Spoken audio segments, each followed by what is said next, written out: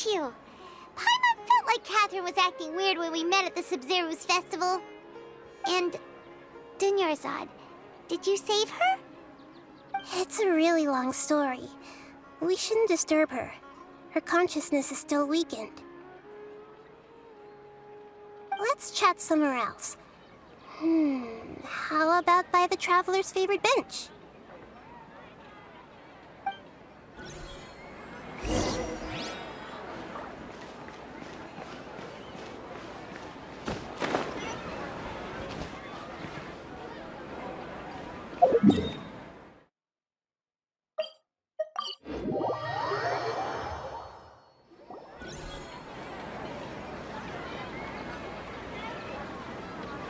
Let's talk about Dunyarzad first. It's such a relief that she's all right. After we parted on the last day of the Sub-Zero's festival, I left the city and saw what the Traveler had described. Among the countless dreams, I found one that was growing fainter and fainter. This proved my suspicion. Once Dunyarzad could no longer bear the Akasha harvesting her dreams, her consciousness began to dissipate. But this also meant it escaped the Akasha's control.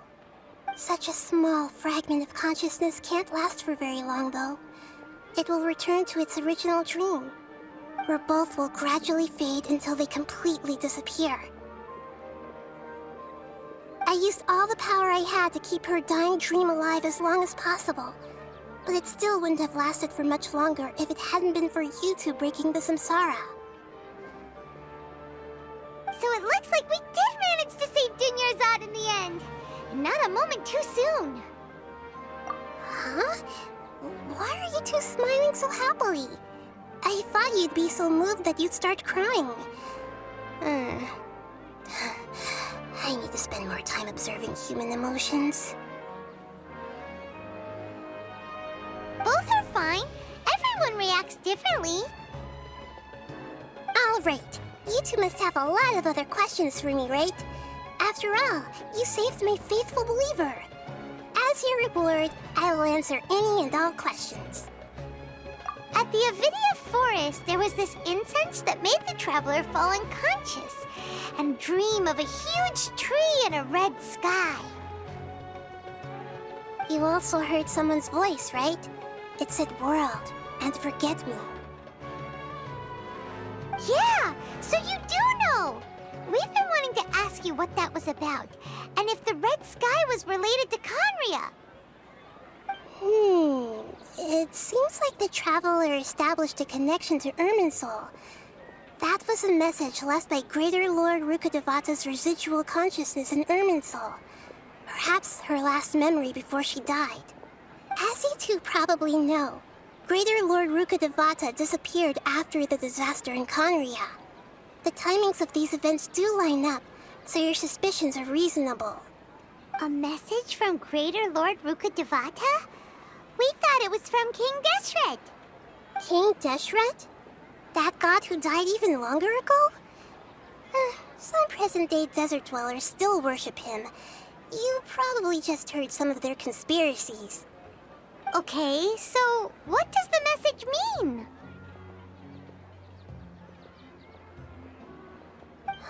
I still haven't managed to decipher it. Even the Akasha isn't currently capable of doing that. Greater Lord Rukkhadevata's residual consciousness in Irminsul seems to be contaminated with something that has a very dangerous aura to it. Many devoted scholars go mad as soon as they connect their consciousness.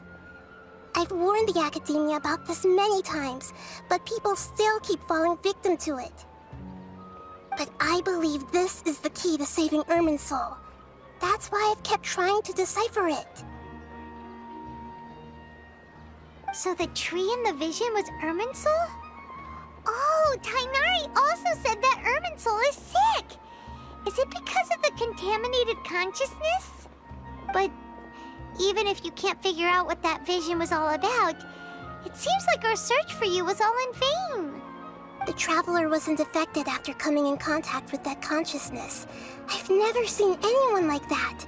With you here, we may have a chance at deciphering it. No, we must decipher its secrets. I've already eliminated all other factors that might affect Irminsul. This is the only one left. This puzzle has life and death at stake. It could determine Irminsul's fate, as well as Tevat's.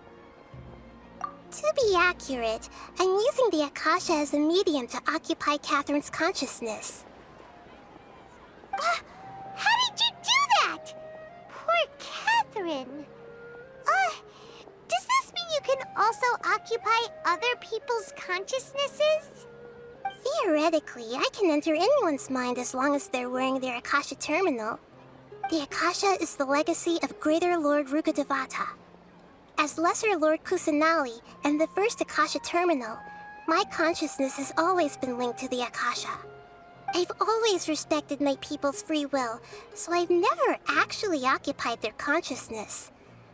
When necessary, I just borrow this bionic Snezhnayan puppet. Hold on. Did we just learn some deep, dark secret? So Catherine is... No wonder Paimon felt something was off about her. What about your own body? Why do you need to borrow other people's? Don't you live in the sanctuary of Surasthana? That story begins a long time ago.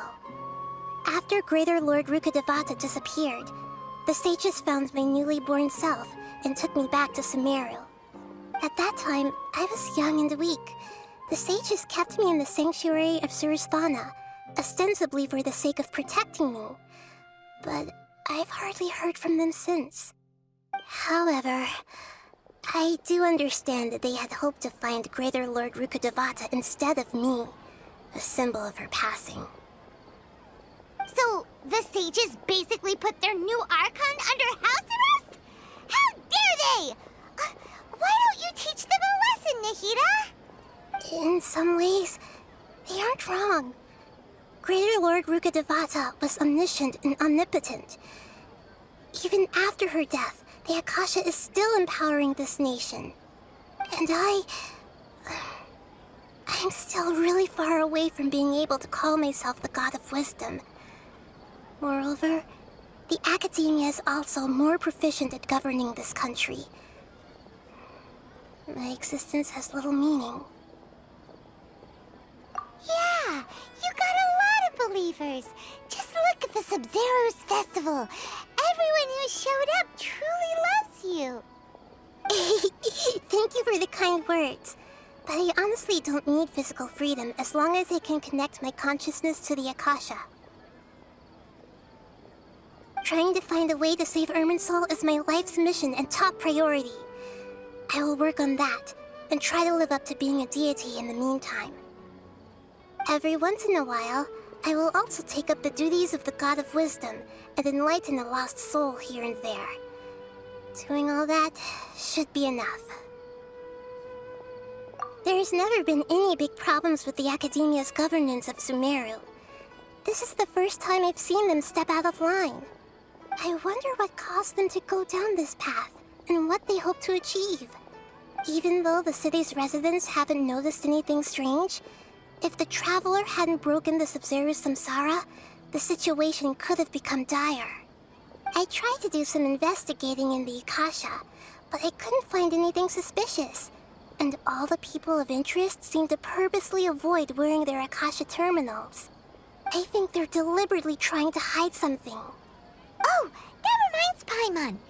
In Gandharvaville, there was a sage who had invited Tainari to join some kind of project. Could it be related? Regardless, I need to first investigate the sage's motives, make things right, and punish them if needed. But I'll have to be discreet, or they'll see me coming. You mean how the Akasha stops you from having dreams? Yeah, it's been such a long time. No one's noticed something's up? It's not that no one noticed. It's more like no one cared. Ultimately, it's all rooted in the sage's misdirection. Misdirection? The sages convinced everyone to believe that being unable to dream is a sign of rationality and wisdom. Not dreaming is a badge of honor in Sumeru. even if the truth is that their dreams are being reaped by the Akasha. With their propaganda in place, the sages can maximize their use of the Akasha to facilitate their research. Besides, Greater Lord Rukkhadevata must have created the Akasha in the hopes that it could be used to its full potential. That's why I've never come out strongly against this. Anyway, the perspective advocated by the sages drowned out any voices of doubt. By now, even those who never use Akasha terminals find it too shameful and embarrassing to talk about their dreams. Got it! I hope my answers were satisfactory, seekers of knowledge. To be honest, maintaining Dunyarzad's fading dream took a lot of mental energy. I think I may need to rest for a while. Oh, and you don't need to worry too much about the sage's activities for now. The Akasha won't be able to conduct another project on the scale of the Sub-Zero Samsara in the immediate future. Go and get some sleep. Leave everything to us. What a relief. This is truly the most exhausting birthday I've ever had. Traveler? Paimon? Why am I here? Do either of you know? Maybe you were sleepwalking. You know you can't wake up a sleepwalker. We happened to walk by, so we thought we'd wait for you to wake up. I see. Huh. I should visit my maintenance personnel sometime. Oh, I'm fine. I better go. Thank you.